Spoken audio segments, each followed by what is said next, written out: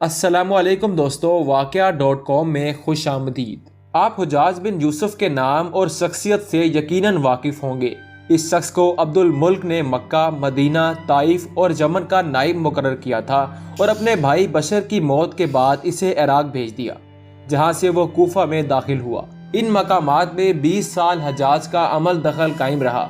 اس نے کوفہ میں بیٹھ کر زبردست فتوحات کیں۔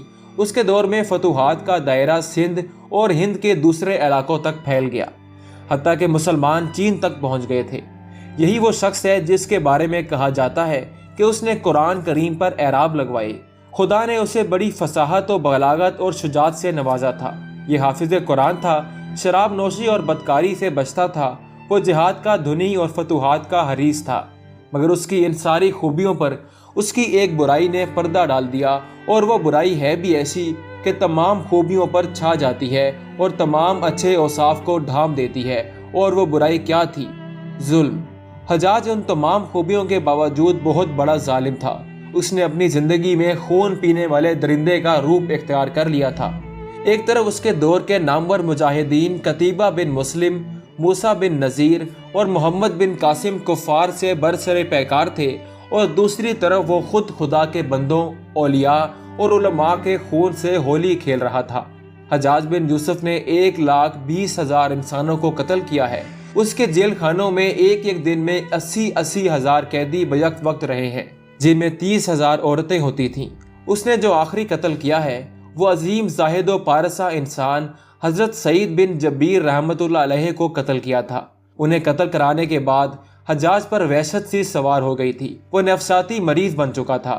جب وہ سوتا تھا تو حضرت سعید بن جبیر رحمۃ اللہ علیہ اس کا دامن پکڑ کر کہتے تھے، اے دشمن خدا، آخر تو نے مجھے کیوں قتل کیا؟ میرا کیا جرم تھا؟ جواب میں حجاج کہتا تھا، مجھے اور سعید کو کیا ہو گیا ہے؟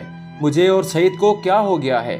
یہ وہ اندر کی آگ تھی جو جب بھڑک اٹھتی تھی تو امن و سکون سب کچھ راکھ کر دیتی تھی۔ اس کے ساتھ ساتھ حجاج کو وہ بیماری لگ گئی تھی کہ سخت سردی کلیجے سے اٹھ کر سارے جسم پر چھا جاتی تھی اور وہ کانپتا جاتا تھا۔ آگ سے بھری ہوئی انگیٹھیاں اس کے پاس لائی جاتی اور اس قدر قریب رکھ دی جاتی کہ اس کی کھال جل جاتی، مگر اسے احساس نہیں ہوتا تھا۔ حکیموں کو بلایا تو انہوں نے بتایا کہ پیٹ میں سرطان ہے۔ ایک طبیب نے گوشت کا ٹکڑا لیا اور اسے دھاگے کے ساتھ باندھ کر حجاج بن یوسف کے حلق میں اتار دیا۔ تھوڑی دیر کے بعد دھاگے کو کھینچا تو اس گوشت کے ٹکڑے کے ساتھ بہت سارے کیڑے لپٹے ہوئے تھے۔ حجاج جب مادی تدبیروں سے مایوس ہو گیا تو اس نے حضرت حسن بصری رحمۃ اللہ علیہ کو بلوایا اور ان سے دعا کی درخواست کی۔ وہ آئے اور حجاج بن یوسف کی حالت دیکھ کر رو پڑے اور فرمانے لگے، میں نے تجھے منع کیا تھا کہ نیک بندوں کے ساتھ چھیڑ چھاڑ نہ کرنا، انہیں تنگ نہ کرنا، ان پر ظلم نہ کرنا، مگر تو باز نہ آیا۔ آج حجاج باعث عبرت بنا ہوا تھا۔ وہ اندر سے بھی جل رہا تھا اور باہر سے بھی جل رہا تھا۔ وہ اندر سے ٹوٹ پھوٹ چکا تھا۔ چنانچہ وہ حضرت سعید بن جبیر رحمۃ اللہ علیہ کو قتل کرنے کے بعد زیادہ دن تک زندہ نہ رہ سکا اور صرف 40 دن کے بعد وہ بھی دنیا سے رخصت ہو گیا۔ مگر حضرت سعید اور حجاج کی موت میں بڑا فرق تھا۔ حضرت سعید کو شہادت کی موت نصیب ہوئی۔ وہ ایسی آن بان سے دنیا سے رخصت ہوئے کہ بعد میں آنے والے مجاہدین کے لیے ایک سنگ میل قائم کر گئے۔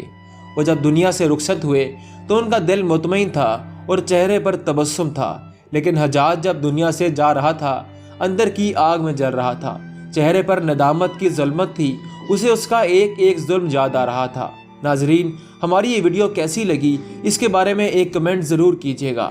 اگر آپ نے ابھی تک ہمارا چینل واقعہ.com سبسکرائب نہیں کیا تو اسے سبسکرائب ضرور کر لیجیے۔ آپ سے ملاقات ہوگی انشاءاللہ ایک نئی ویڈیو میں۔ تب تک کے لیے اجازت دیجیے۔ خدا حافظ۔